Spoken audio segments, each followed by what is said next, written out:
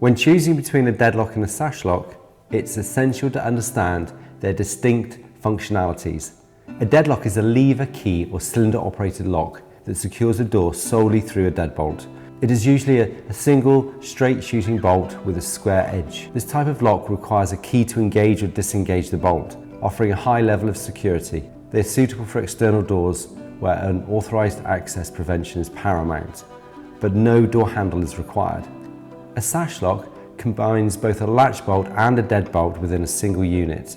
The beveled latch allows the door to be opened and closed without a key using a door handle or doorknob. This provides convenience for frequent access, while the deadbolt adds an extra layer of security when locked with a key or a cylinder. Sashlocks are commonly used on higher traffic doors or situations where ease of access is as important as security.